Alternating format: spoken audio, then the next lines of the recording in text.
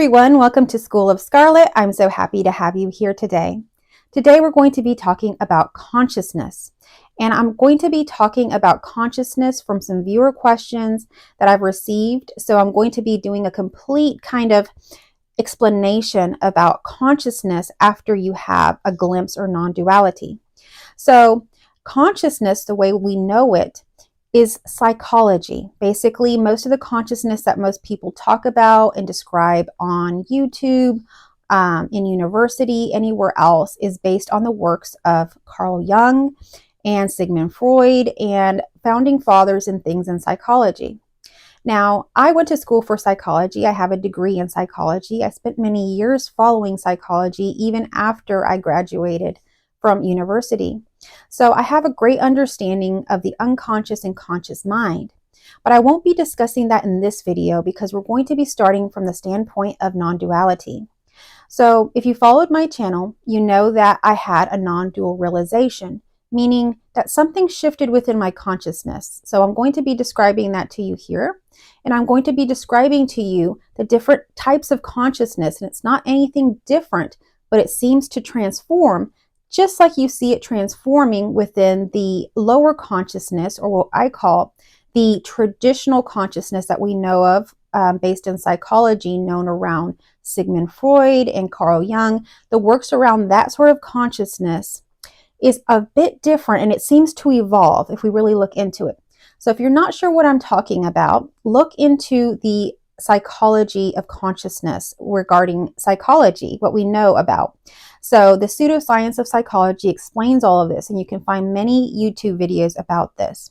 Now, most of that is all based on what I like to call the lower consciousness, meaning the part of consciousness that is very identified, believing that it is an individual and that it has to protect its identity. It's a very centralized, very personal kind of consciousness. So that's the kind of consciousness we traditionally view.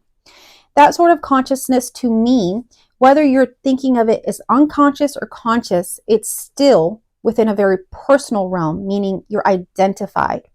Whereas when you have a non-dual realization, something interesting happens. You lose your sense of self. You lose that whole identity that you thought you were. You almost laugh at it, seeing that it was completely false and not real. So you go from a state of basically whether you see yourself as a more personal being to a more impersonal view of yourself. So it's a total different shift into something different. I like to call this no mind. In no mind, you are not identified or worried about the individual being. So my name is Scarlet Nydia, right? So I would not be so identified or worried about the consciousness or the self-consciousness that we sometimes have for that being. How do we look? How do we act? What do others think of us? What will they think if we say this or do that? All of that drops away. There's no more self-consciousness, and you're free. It's a freedom that kind of transcends anything that we are used to, because suddenly we see how futile and silly it was that we were clinging to this identity.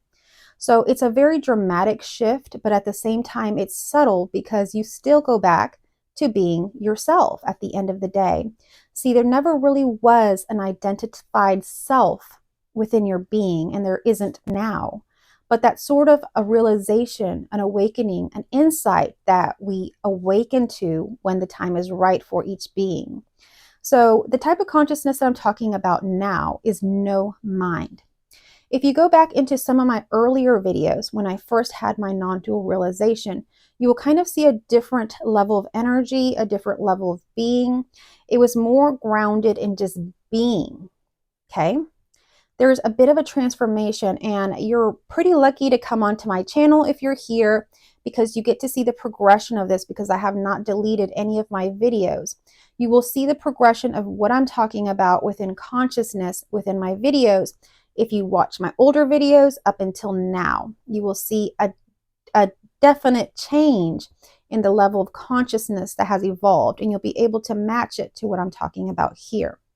So when I first started my channel, I was more in the space of no mind, meaning I was not identified at all with the individual being. I was in the state of pretty much bliss, or some people call it samadhi. See, this is something that a lot of Hindu religions have already known for many thousands of years or hundreds of years. So this has been going on for a long time, you know. So this is another word for bliss, is samadhi. Now, when you're in this state, you're just in a state of being. So I spend a lot of time, what I would call almost a gap year. And I've made a video about that. I spent a lot of time in nature. I observed and connected a lot with the animals and things around me. I did a lot of basically just being in the moment and just kind of reveling in that and just loving that. It was a state of just peace, like an unsurpassing peace is how I would recall that state.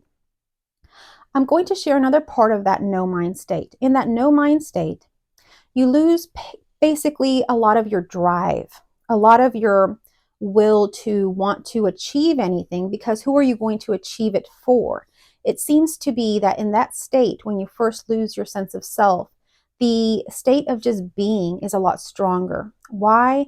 Because you've just literally realized that there is no self and you're not identified at all with it in any kind of way.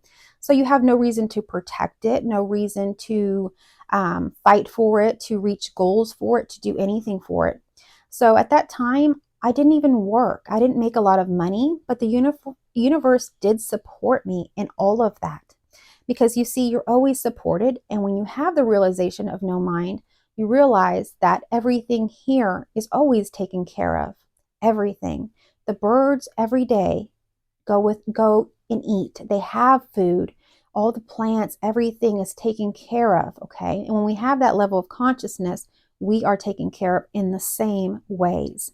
So I didn't need to do hardly anything in that time. And all I had to do was just relax into my being. And so a lot of things fell away. I didn't do a lot about goals. I didn't even use my planner. I was totally in the moment, and memory was very fleeting. Everything was almost new to me and fresh in those moments. So that is the first realization or stage of consciousness that I would put a name on. And I would call this the no mind state, okay? And so after the no mind state of just kind of being and just being in the state, you get to a state of the no mind where you're conscious. So there's a no mind where you're kind of unconscious. So you're conscious to the fact that you are not yourself or the identified name someone has given you that you are. You realize that you just are. You're part of this consciousness that is great. It's infinite. So you connect with that. But at the same time, you're not connected with a part of yourself that's conscious to want to do anything. You're in a state of total being. So when you go to the next stage, which is the state of no mind and conscious no mind, I would call it. So no mind and then conscious no mind. Conscious no mind all of a sudden awakens to the fact that it is not a self. It's not identified in anything, but it is everything. So it's gotten everything that the no mind has, but now it's awakening to the fact that it is in control through the divine side of itself, okay? So it starts to connect with its divine side in a much deeper way, much more personal way. So the no mind is impersonal. There is no identification with God, with self, with nothing. There is no identification at all. No mind, conscious no mind, is the next thing.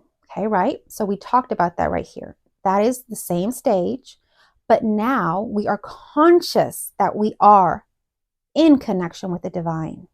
So we see the connection, and we see that there is a divine intelligence running throughout everything. It's not just literally nothing. It has an intelligence in it that is beyond anything that we could put into words here in this video or even in this universe. That's how grand it is. When you become conscious, when you have the conscious no mind, you can now access things like we call rooms within the mansion. Now, these what we call like Akashic records and things, okay? Basically, you can now access things within consciousness because consciousness is infinite Everything has already been created, is here and now in this moment. And you can actually connect with it consciously if you want. And this is where you have that switch to now connect with things consciously, whatever you want to connect with, whether it's the tree outside or something in history or whatever infinite thing that comes into your own consciousness or mind. So this is the next stage, and it's very exciting. And you want to explore and go through this and see everything. And there's just so much to explore and so much that can come up for the being. And so it's very interesting. And you can also just connect with anything. You can now connect with things that you thought were not possible or supernatural, like angels and anything that's out there. You now have that connection to and that understanding to what it is.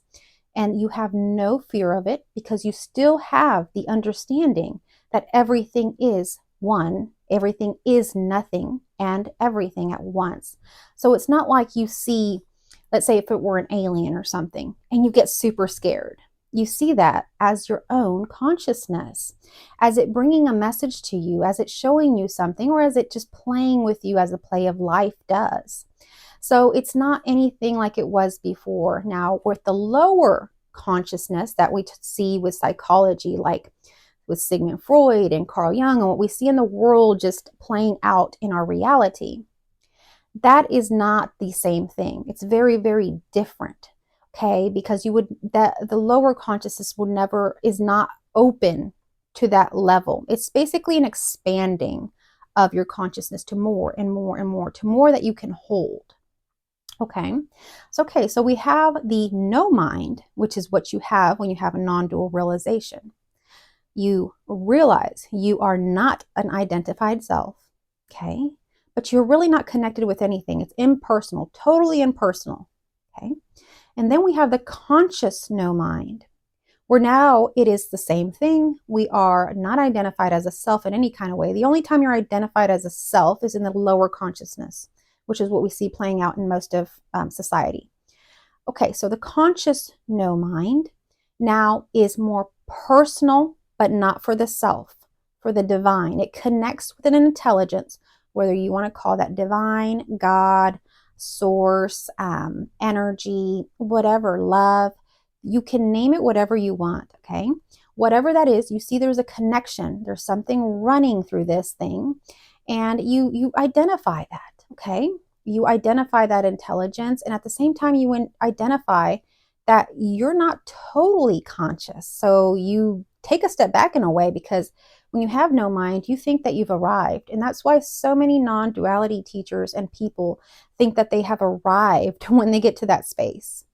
And sorely in a few months or in a year, you see these people kind of unravel or change their whole teaching to more relating to heart space, more relating to awareness, more to consciousness, and to connecting with the unconditional love that is running through everything. So you will see this play out.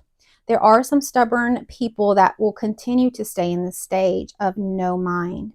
And I'm going to tell you, this is not the stopping place, and there's nothing you need to do. If you're in this space, just allow for whatever to happen, and have an open mind, have an open understanding that in infinite nature, anything and everything can happen. So this isn't a space of arriving towards anything. There is one major thing running through all of reality, and that is impermanence. Okay, everything is always changing. Now, the divine nature within you is always constant and never changing. But the appearance, the illusion, what is the fullness or the total illusion, is always changing. And the story is always changing. But what you are is not changing at all. But what you are can also play, because we find in the next levels of consciousness, I'm going to talk about a merging, a total merging of what you are, okay? So then we're going to move on to the next part of this. So the next consciousness that I want to bring into this is going to be called the super consciousness. Now, the super consciousness is aware and in tune with everything, with animals, trees, businesses, money, whatever is occurring. It has a complete and total consciousness with it. It taps into the consciousness of anything and everything, and it can. And it identifies, it feels it, it becomes so sensitive to everything. So it's a sensitivity that arises. So really what we are becoming is more and more sensitive. Why? Because we are everything. And as more and more sensitivity comes through and we allow ourselves to return to our sensitive nature, we become more and more connected with everything because all those sensitivities are now here. Cats and dogs and all of that, have little hairs in their ears, have little whiskers, and they are so sensitive to everything, right? They even say cats can see things that are very supernatural, like ghosts and things like that. They can sense things with their little hairs in their ears. Well, think of it like that. We're becoming more and more sensitive, in tune. All of our senses are coming on board. Okay? The less that we are conscious, the lower consciousness that we see playing out in reality for most people, we see that these people in these situations are not sensitive. They're fighting with each other. They see separateness. They see that they are in a battle with things. They even see wars. They see famine. They see so many things that they're constantly in a battle over. Okay, and that's the lower consciousness. Now, when we move to the no mind, we don't see any separateness. We see total connection and unity and oneness running throughout all of existence.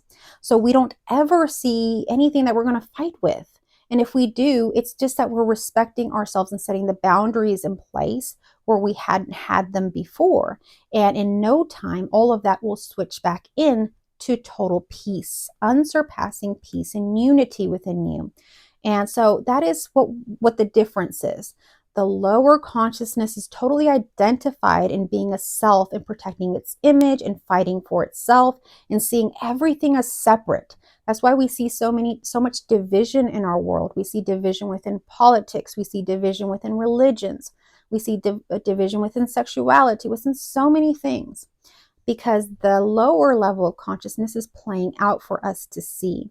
Now, so many people are now coming on board now with coming into unity, okay? Coming into oneness, non-duality, whatever you want to call it. When we do this, we see no separateness, but it is impersonal. And then it flips to being somewhat personal, but at a different way. It's no longer personal for the human, for the self. It's a divine personal mission to play out whatever it wants to play out here on the play of life for no particular reason other than it just wants to. So it's not fighting a war. It's not trying to clear up any spiritual warfare or do anything like that. It's just playing out a game of life. Just like it's so fun to watch movies and see all the polarities of the ups and the downs and the highs and the lows and the love stories and heartbreaks and all of this. Same way that life is playing out for you. It's just a play of life because it is so interesting, and it would be so boring if nothing were to happen, wouldn't it? Okay, so now we have that super conscious mind come on board. That super conscious mind sees no limits at all. Anybody come into the reality trying to shake it up, trying to act like it's now an authority or trying to give orders to it or whatever, it doesn't happen, not at this level. Everything, all limitations are gone. There is no more levels of authority. There's no more hierarchies. There is now only a super conscious mind that is aware of what it is, what its power is, and how it holds all of the power, how energy works, how alchemy works, how transmutation of different things work, how polarity works, and how everything in this world, no matter how monstrous or ugly you think it is actually working to also balance and create good. It is what creates reality. We gain an understanding of the energetics of this life, of this play of life, I guess you could say, of this illusion. There we go. We get the ideas, we get the understanding of what makes the illusion and a super conscious mind. And when you understand anything in life, when we have understanding about things in life, suddenly we have clarity, total clarity of how things occur, why things occur. And so we no longer have fear. So what do we have? We only abide in love because there's nothing to fear here when we have total understanding of what is happening. And that occurs in the lower consciousness as well. When lower consciousness gains more and more understanding, they can expand more and more and more into more consciousness, okay?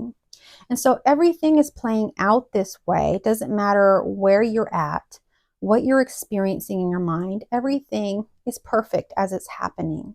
And you understand this when you get to the superconscious mind, which is why you don't try to convert people, which is why you don't try to go after people and start a war with them, or, persuade people or do anything with them. You invite people, you have fun with it. You make it a fun thing to talk about this, and you allow people to come to you. So this is a whole nother energy than, let's say, the lower conscious mind, where the lower conscious mind maybe finds religion. You see people going after people and trying to convert them, or even way, past in history, the wars that went on, the Christian wars, the religious wars that happened, all of the force, the efforting, the violence, all of that is of the past. So in the no mind, we see everything happening in its perfect order and perfect time. We don't have any desire to change anybody or to accelerate anybody unless it is their own wish. So there is this level of total respect for free will, the free will of the divine, not the free will so much of the self, but we respect all of it because you see all of it is seamless. The self that they think they are and the divine is actually one. Yet they are not aware of that in the lower consciousness, okay? But when we get to the no mind, it all falls away, and we're only working with the divine, which we were to begin with at the time we were born anyway.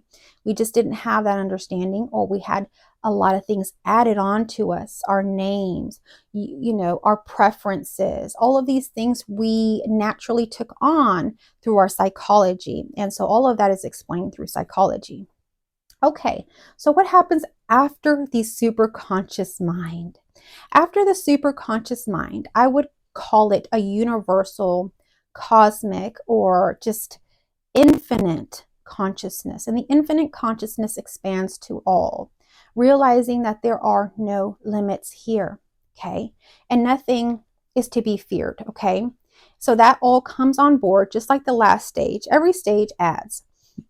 So the conscious, let's say cosmic or universal mind, is now in connection with all. It has expanded to infinite nature, and it realizes the unknown of things, the mystery of things, and it has total trust now in allowing everything to unfold. It has such an understanding now that it just lets go. It goes into almost like a feminine state of just trusting that if its attention is on the divine, on what it is that is making the heart happy, what is making the being that you are living and residing in joyful, then you are on the right path. And it doesn't matter what happens next. The unknown is perfectly perfect. So we have a few things happening. We have a level of surrender to what is, a level of allowing, and a level of trust that what is unfolding perfectly for this being, in alignment with what this being is desiring, what this being is in connection to, what this being is focused on, what this being is wanting to be.